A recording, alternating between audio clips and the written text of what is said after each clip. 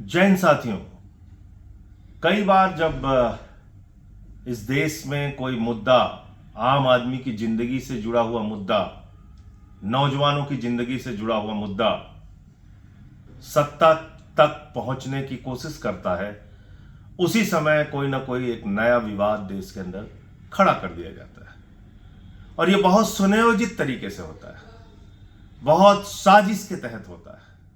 और ऐसे एक नहीं, अनेक उदाहरण आपको मिल जाएंगे। पिछले कई सालों से हम लोग देख रहे हैं, धर्म आस्था का प्रतीक नहीं रह गया। धर्म भगवान के प्रति श्रद्धा अपनी जताने का प्रतीक नहीं रह गया। धर्म झगड़े के लिए इस्तेमाल हो रहा है, लड़ाई के लिए इस्तेमाल हो रहा है, विवाद के लिए इस्तेमाल हो रहा है।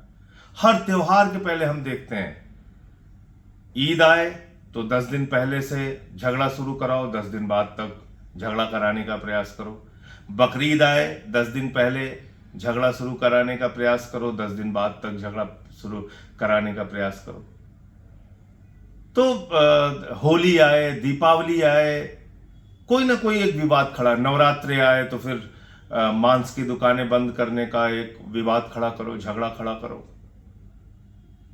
कांवड़ की यात्रा शुरू हो, उस दौरान पूरे देश के अंदर एक ऐसा माहौल बनाया जाए कि नहीं, अभी इस पे कुछ विवाद खड़ा करना है।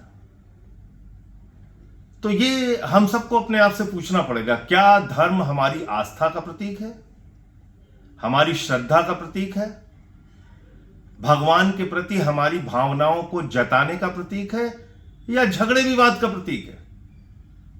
अभी क्या हो रहा है आप देखिए, उत्तराखंड में नौजवान लड़ रहा है पेपर लीक के कारण कि भाई हमारे पेपर लीक हो जाते हैं, हमारी जिंदगी बर्बाद हो रही है, अब ये पेपर लीक का कांड नहीं चलेगा। उत्तर प्रदेश में हमने देखा, सिपाही भर्ती का पेपर लीक, दरोगा भर्ती का पेपर लीक, लेखपाल की भर्ती का पेपर लीक, शिक्षक की भर्ती का पेपर लीक, यहां तक कि पीसीएसजे यानी कि जज की भर्ती का भी पेपर लीक हो गया।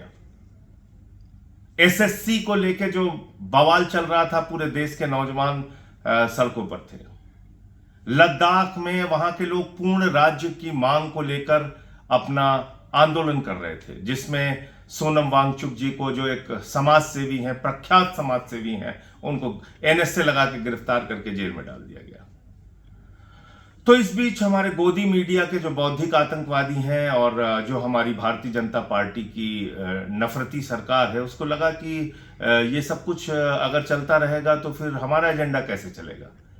क्योंकि बीजेपी को आपको ना तो स्कूल देना है, ना अस्पताल देना है, ना शिक्षा देनी है, ना रोजगार देना है, ना व्यापार देना है, सिर्फ आपको चौपट करना है, बर्बाद करना है। आपको महंगाई के नाम पे बर्बाद करना है, किसानी के नाम पे बर्बाद करना है, बेरोजगारी के नाम पे बर्बाद करना है, शिक्षा की बदहाली कर देना है, नमक रोटी आपके बच्चों को खाने के लिए देना है, अस्पतालों में बेड पे कुत्ते बिठाना है, टार्च में ऑपरेशन कराना है, आपको बर्बाद करना है बीजेपी को।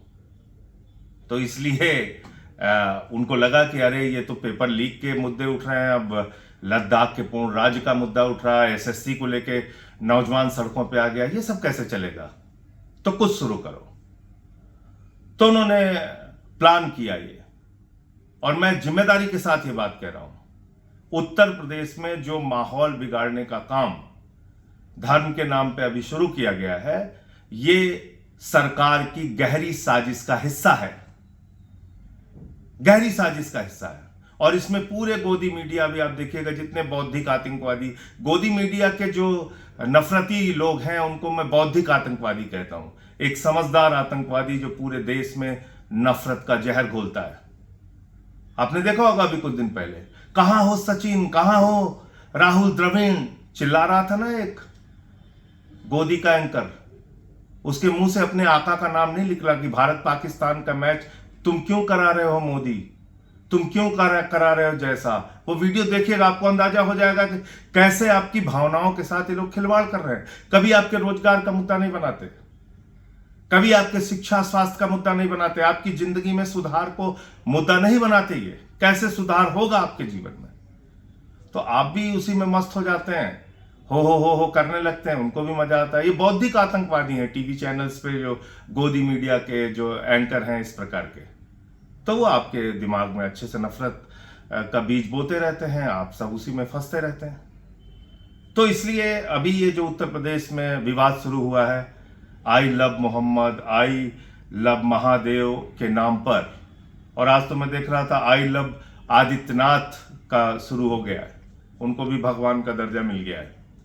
फिर कल को मोदी जी को आई लव मोदी हो जाएगा, क्योंकि वो तो अवतार ही हैं, तो एक वो भी भगवान का रूप है, उनके नाम पे शुरू हो जाएगा। तो अभी मैं ये पूछना चाहता हूं कि आई लव मोहम्मद बोलिए, आई लव महादेव बोलिए, आई लव गुरु नानक देव जी बोलिए, आई लव प्रभु यीशु बोलिए, तो इसके नाम पे झगड़े कहां से पैदा होते हैं? झगड़े क्यों पैदा होते हैं? आपने सोचा कभी इस बात को?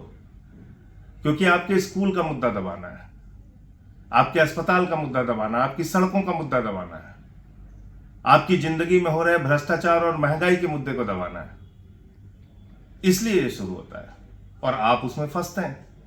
तो ये अब आपको तय करना है, इन झगड़ों में आपको फंसना है या नहीं फंसना है, क्योंकि धर्म आस्था का प्रतीक हो सकता है, लेकिन अगर कुछ अराजक तत्व, चाहे वो मुसलमानों में हो, चाहे वो हिंदुओं में हो, वह किसी भी धर्म में हो या किसी भी जाति में हो, अगर वो समाज का माहौल बिगाड़ने का प्रयास कर रहे हैं और भारतीय जनता पार्टी की सरकार उनके साथ खड़ी हो रही है, तो इसका मतलब ये समझ लीजिए कि आपकी जिंदगी के जुड़े हुए जो मुद्दे हैं उनको दबाने की ये साजिश है, और आपको कभी भी कुछ नहीं मिलेगा। मेरी बात बुरी लगे तो माफ कीजिएगा, ना शिक्षा मिलेगा, ना रोजगार मिलेगा, ना अस्पताल मिलेगा, और ना ही आपकी किसानी की जो समस्या है उसका समाधान होगा, क्योंकि वो जान चुके हैं कि वोट तो आप झगड़े के नाम पे देते हैं, वोट तो आप इन्हीं नफरतों के नाम पे, हिंदू मुसलमान के नाम पे देते हैं।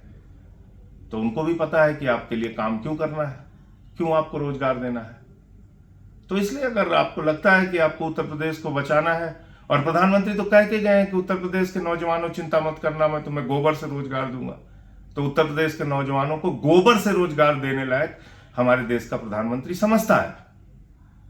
तो अगर आप लोगों को लगता है कि इन्हीं सब मुद्दों से आपकी जिंदगी में सुधार होना है, इन्हीं सब मुद्दों से आपकी जिंदगी में बदलाव होना है, तो आप इन्हीं झगड़ों में शामिल रहिए, आपको मुबारक हो। लेकिन अगर आपको लगता है कि वास्तव में अब इनको रोकने का वक्त आ गया है, इन विवादों से कुछ हल नहीं होना है, और आपकी जिंदगी के जो मुद्दे हैं वो राजनीति के मुद्दे होने चाहिए, वो सामाजिक चेतना के मुद्दे होने चाहिए, वो मुद्दे आपके संघर्ष के होने चाहिए, वो मुद्दे सरकारों को सुनाना होगा, समाधान करना होगा। अगर आपको ऐसा लगता है तो आगे बढ़िए, आवाज उठाइए और इन झगड़ों से अपने आप को बचाइए। जय हिंद।